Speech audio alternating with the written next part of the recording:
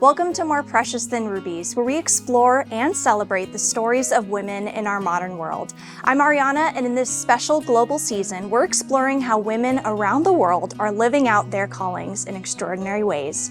Today's guest is Michelle Jue, founder of the Mawanda Project, an organization focused on supporting children and families in Uganda through education and community partnership. Michelle also holds a BS in bioengineering and an MS in mechanical engineering from UC San Diego, and she currently works as an engineer for the U.S. Department of Defense in San Diego, California. In this conversation, we'll explore how Michelle's first experience in Uganda shaped her heart and how relationships guided the development of the Mawanda Project, and even what she's learned through years of walking alongside a community from across the world.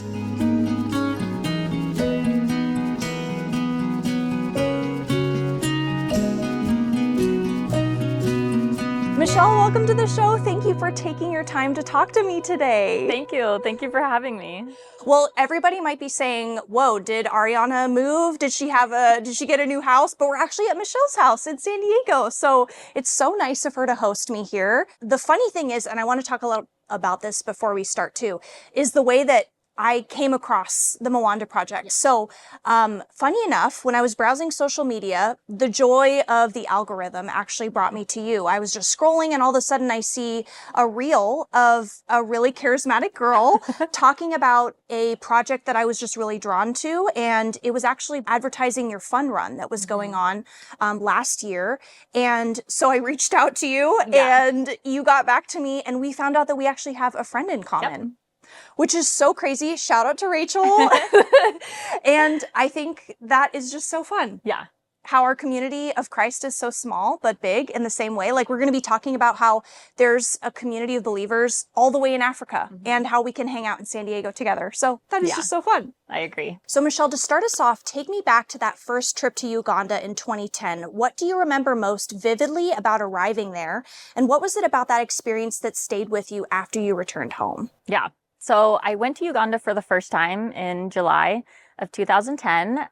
It was a 28-day mission trip.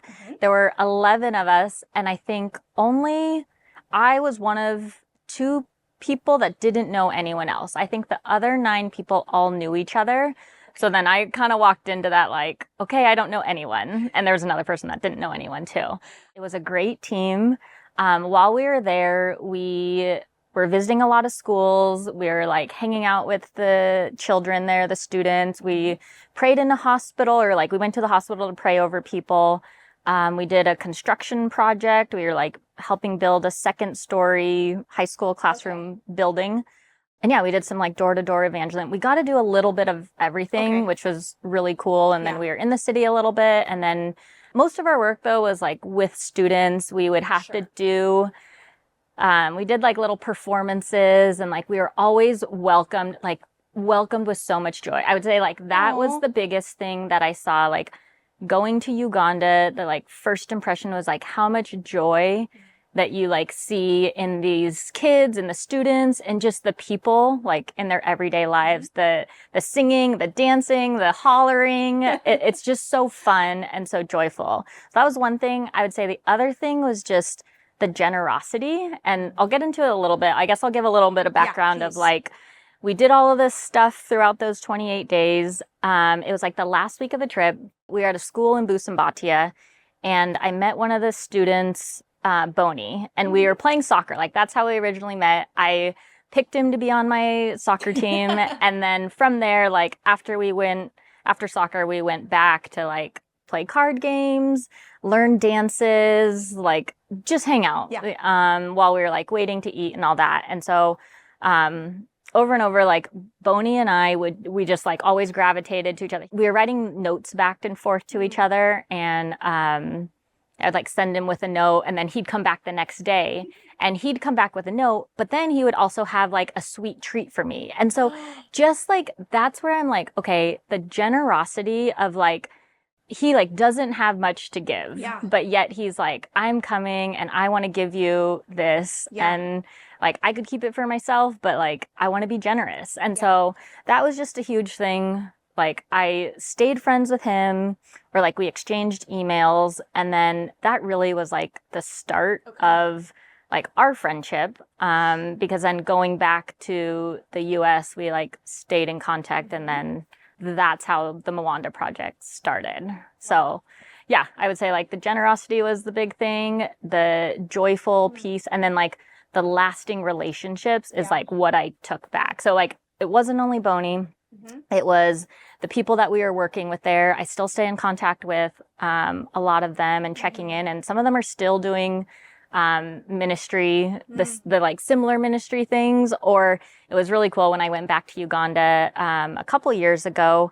I went to the school that we helped build that like second story classroom, and one of the people that was leading our trip or like hosting us, she was now the head teacher of the secondary school. So just to see so like her growth, to have stayed in touch with her, and like, yeah, to just see the like full circle piece of like her being part of this ministry and then being the like head teacher at the school. That's it was amazing. Yeah. That's so cool. Something I want to touch on that you've kind of encompassed here. And in the last episode, when I interviewed Esther Tro about Rahima for Kids, which is another organization in Africa, she actually touched on those exact things that you took away from your experience with the kids that you work with, their joy.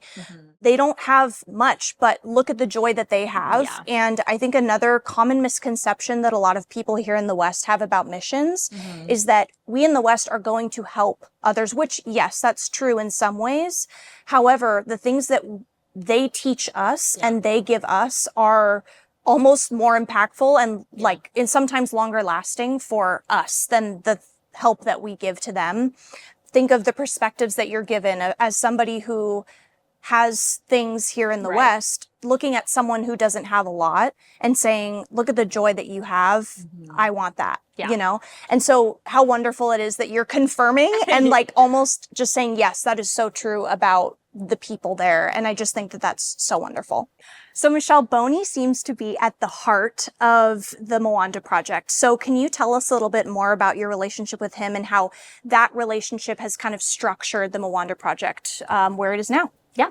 So like I mentioned, I got Bonny's email. I came back to the US and I started emailing him, but it really was his dad's email. And so in that, I started emailing Pastor Dan. So he's a pastor in Uganda, where they're from.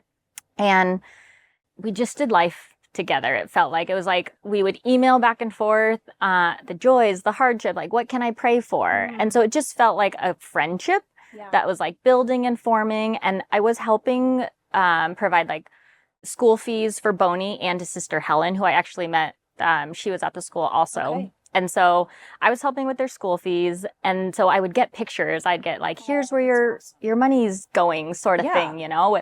And so just seeing that, I was able to like see, okay, like what an impact this is making, like this smaller dollar amount, and it's giving them an education.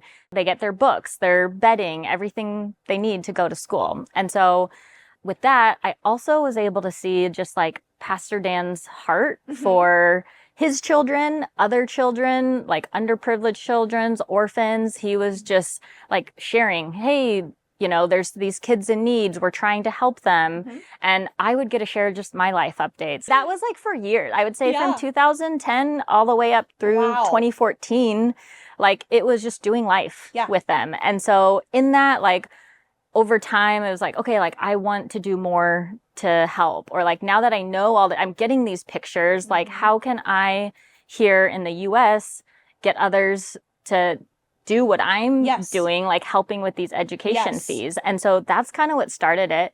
In 2014, I raised $1,500, and the goal was to send 15 students to school. And that was like $100 each. And Pastor Dan had already identified like, hey, here's 15 students, like they would just need $100 each. And so I asked friends and family like, hey, would you be interested in donating? And I raised that money. And essentially it's like that $1,500, I sent it over. And then Pastor Dan and I kind of got into this conversation of like, well, does it make sense to send these kids to all different schools and like have to keep paying their fees when we have those students that we can just start our own thing? And he already had teachers and people that were like willing to help and were already like taking care of these children. And so that's how the Mawanda Project started, and then the school. And so we started with 15 students, $1,500. That's fantastic. That was it. What level of school is this? Yeah, it's a nursery and primary school. So like all the way to primary nursery 7. through Yeah, 7. so it's like 3 to 16. Wow. The ages are a little flexible. Yeah. Just depending on education and this level. is $100 for like a year? Well, they're in terms. So terms, okay. Yeah. $100 per term. Right. Okay, so you were asking your friends and family, like, hey, would you put this amount of money up for a student's term? And then, but like you said, I'm sure that once you started this project, you were able to take the people that have donated and kind of give them the same thing that you were getting, which was pictures and updates. And I mean, that's the best part, right? It was like, it's exactly that. And even like with our newsletter right now, it's like, okay, here are the joys to celebrate. Like, here are the updates of all the like things that we're doing in terms of like testing and, you know, like, let's celebrate these things with them. And then it's like, there's also the like, hey, what are the challenges? Like, what are the things we can still do or that need to get done? And so it is very cool that like from the beginning, it's just like, okay, here's the update. And then like to this day, it's like we have a monthly newsletter, and I still talk to Pastor Dan and Bonny like regular, like we talk the organization stuff, but we also always talk like, how's your family, sending those picture updates all the time. So Michelle, I'm sure a lot of people, honestly, even I can say that I've had a lot of like passion projects where you kind of start a thought, maybe you don't finish it or maybe you don't follow through. But like you were just saying, what once was the Mawanda Project, which just started as an idea or, you know, a trip to Uganda and thinking to yourself like, oh, this would be something kind of cool if it really happened, and you brought that to life. But not everyone turns that into a long-term commitment. So what helped you move from this really matters to me to actually building something sustainable for the Mawanda Project? Yeah, I think it was little by little, Okay. like one step at a time. It is funny because Pastor Dan in Uganda, the way he says it is slowly by slowly. In Uganda, like Pastor Dan talks very slow. And so it's very fitting for him. Slowly by slowly. But That's awesome. Yeah, I think it is just like one step at a time. Yeah. I remember when I was starting out, it was like, okay, like, what do I need? The first thing I did was a blog. It was just like this Tumblr blog about like the heart behind the project. And I think part of that was just like, okay, like, what am I doing? Like, let's figure it out. Let's process it through writing this blog. It's an online diary. Yeah, I love exactly. that. And then the second thing that I like knew I kind of needed was a website. Like, okay, it needs to look like it's legit and there to be a landing page for someone's like, hey, I am interested in donating. What am I going to do? It's like, okay, like I need a place for that. And so I just looked it up online of like how to build a website and started with the free, the free stuff. Of course, yeah. And so, yeah, I worked on that. And then the other thing that I knew that I wanted is like, okay, well, if someone is going to donate, like, I want them to have that tax write-off or the benefit of that. And I was not ready at that time to like do all the 501c. Oh my gosh. Like the funny thing is like I did a lot of research and I'm like, okay, I think I can do this. I got through some of it and I'm like, I have no idea what I'm doing. Step back. I can't. So I did some other research and I was able to find a fiscal sponsor. And so they pretty much are like an umbrella organization that my nonprofit or organization was listed under theirs, and then any donations that came in still got that write-off. So like those were just a few of the things that I was like, okay, like those are the first steps that I took. And yeah, I think it made it like just the basics were there. And then over time, still little by little. And I think then it was through, I think one of the best things you could do is just share with people, talk about it. And because you never know who someone knows, what they know, like just different resources. And I think, again, over time, someone like I had a friend that's like, okay, I can help with the website, or like, let me do this, or like, I know all about this, or have you tried this? Or like, as my advisory boards like started to form, people were like, oh, I'll take care of that. I'll do that. And so it's like, okay. And so I think too, trusting that, there's other people, or like being able to talk with people and not being afraid to be like, I have no idea what I'm doing. Help. Well, yeah. And I think that someone like me who thinks that I have to do everything if it's something that I want to do isn't always true for something like that, where I think it would be almost impossible, especially since you're working a 9-to-5 job outside of this organization. It would be nearly impossible if you didn't ask for help. And I think that's a lot of our struggles too here, is like expecting that other people are expecting us to do it from start to finish. Whereas there are a lot of people who maybe can't donate financially, but want to help and give their time with something they're experienced with. And what better way to have them help out with that? Yeah. Yeah. Speaking of your website, your photos are beautiful and amazing. And your video is also beautiful and amazing. Did a friend do that with you? So that was a friend who, she was my roommate at the time. In 2017, that's when things started like really coming together. And the couple years before that, I was like, okay, God, like, am I supposed to go? Like feeling like I have to do it all on my own. I'm like, I know my next step is to go back to Uganda, but like, am I just supposed to go by myself? Like, what good is that going to do? Like, I can't do it all. Right. And so I feel like it wasn't until 2017, that was when God's like, it's go time now. And then to see everything come together, like I had multiple people reach out within like a 1 to 2 month time span of like, hey, what's going on with the Mawanda Project? I want to get involved. Wow. And it was like, again, all at the same time. There were some friends at church. They had a nonprofit. So I had actually asked them like, hey, can I like meet with you and try and understand, like,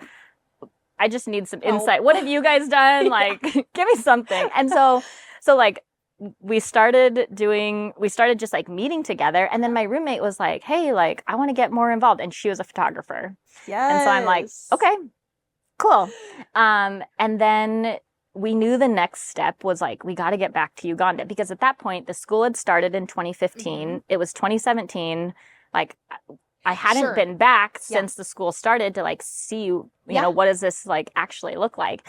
And so my friend who was a photographer, I was still able to go, but we're like, okay, we need someone else. We wanted a male to go just for, you know, the safety aspect. So I called my brother, who's like always just been supportive of me. And I'm like, hey, how would you feel about going to Uganda? Would you want to go? And he was like, oh, give me a day or two to think about it. A couple days later, he's like, okay, yeah.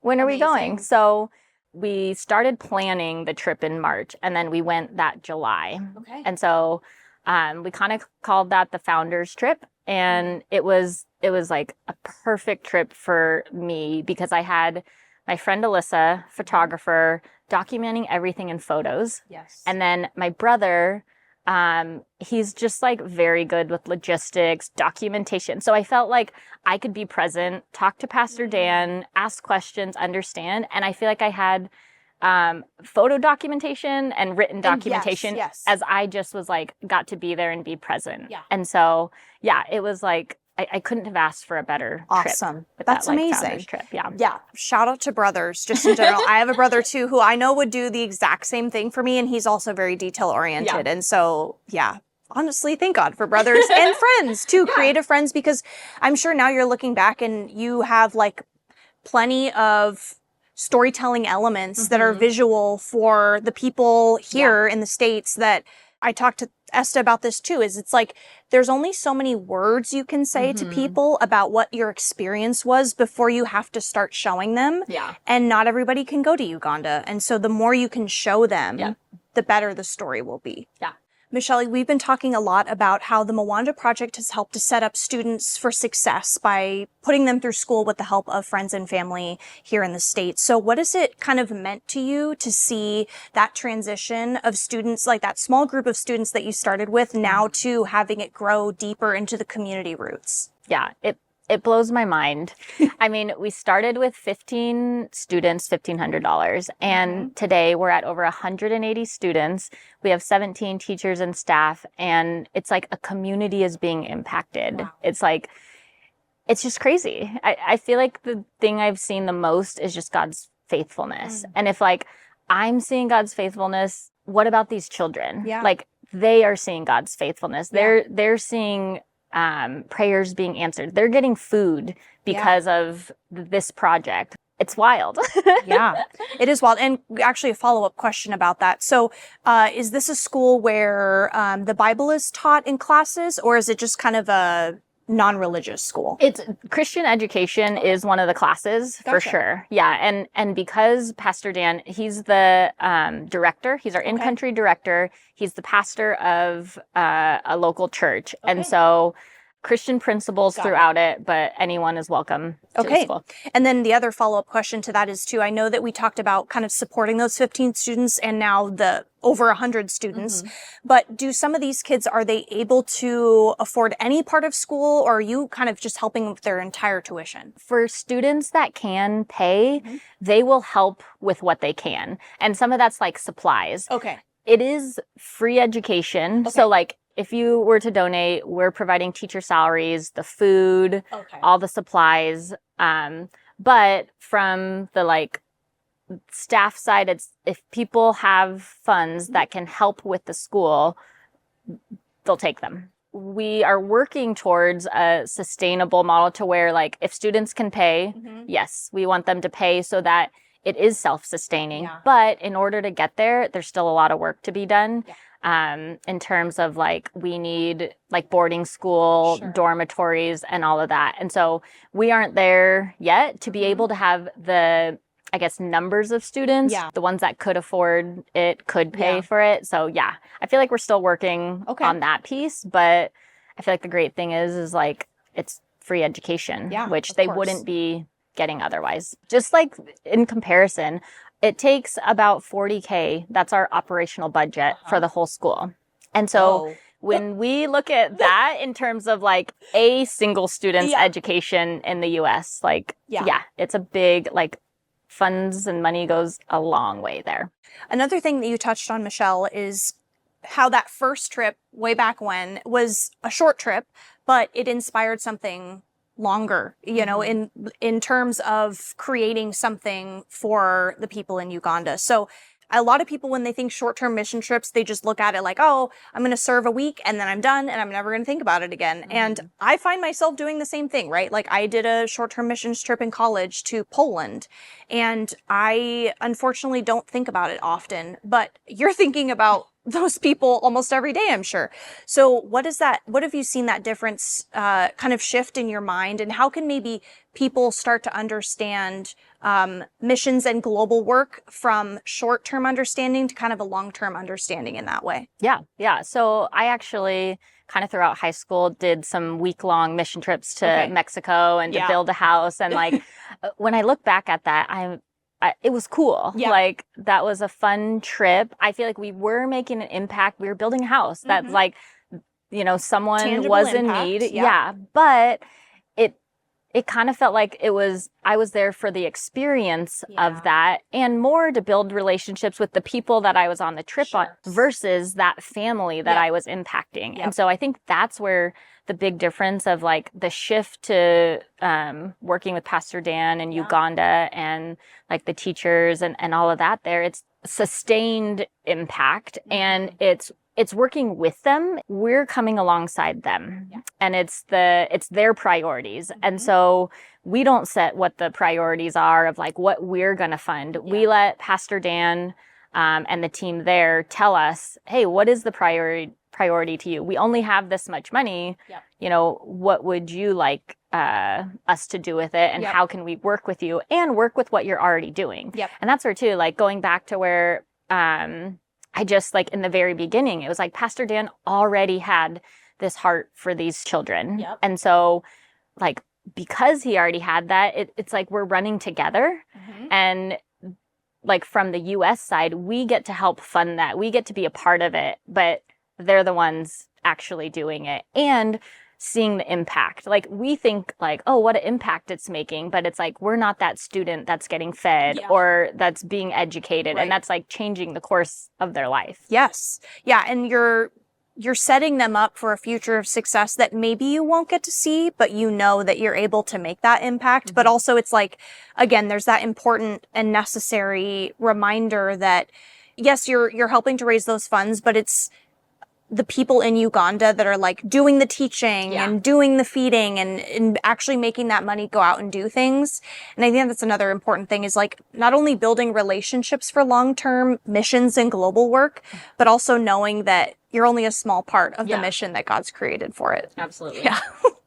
One global review of education research found that each additional year of schooling is associated with higher long-term earnings on average, which shows how education can shape a person's future far beyond the classroom. So when you think about the children and the families connected to the Mawanda Project, what kinds of long-term transformation do you hope that education creates in their lives and their community? Yeah, so education is so key. Like we were talking about, it really shapes and changes their future. The mission of MD Standard School is to produce competitive citizens and to promote a sustainable and creative world. So even with our like teachers and staff, we're creating jobs for them and help, like that's their career. Yeah. And so with our primary 7 students also, that's the last grade of primary. And so if you pass the PLE, the primary leaving examination, that allows you to go on to secondary school, go on to a trade or vocational school.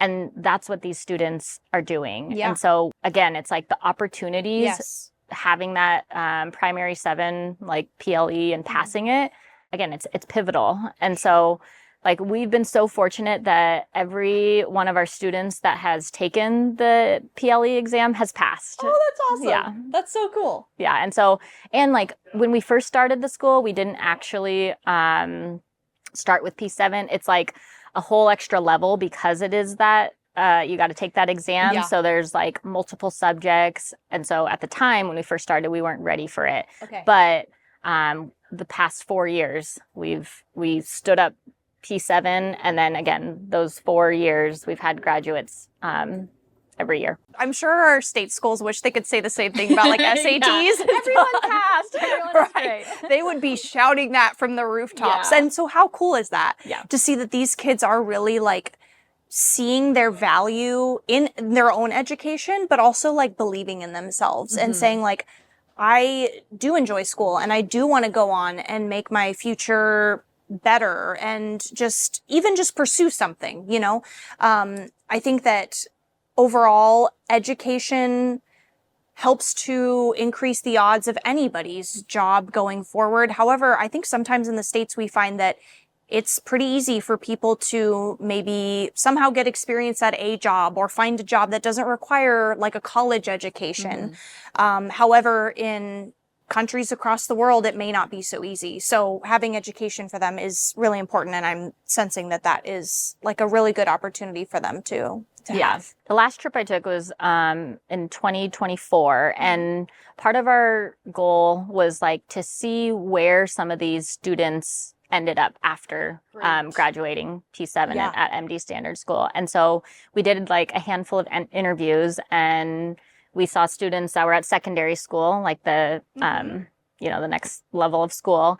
And then we saw one of the girls who was a seamstress or learning. She was still in school to become a seamstress. And then another one was working in the local market. And so, just like hearing their stories about like what education did for them.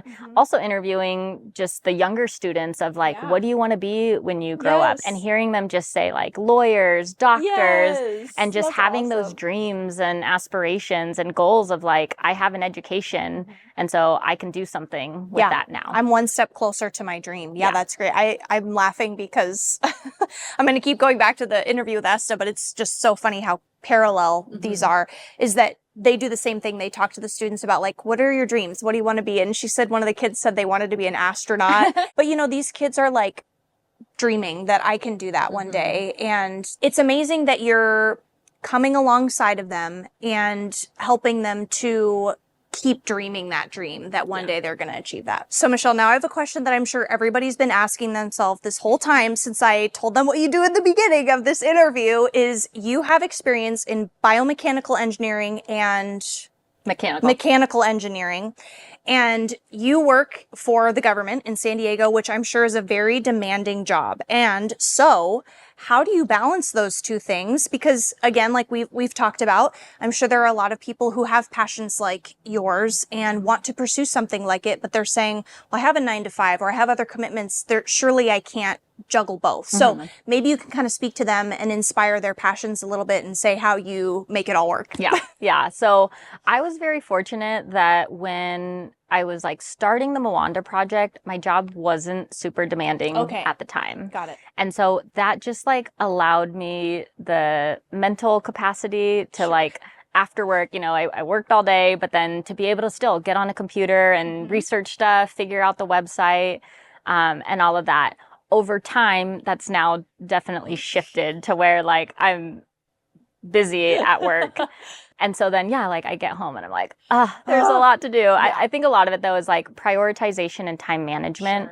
That's huge. I think we now have a lot of good systems in place with the budget. So my brother who went on the trip back then, that kind of roped him in, right? And so he is our CFO and has really come up with a good system for like when we spend money and when we kind of are like more cautious about what we're spending things on. And then like if we're in the red, it's like no spend, which like it's so simple, but it, I think really allowed me the ability to be like, no, we don't have the funds. Like in the beginning, we were talking about any like request or priority that came in. It was like, okay, like how do we fund this? How do we fund this? And so it just always felt like there's so much to do. There's so much to talk about.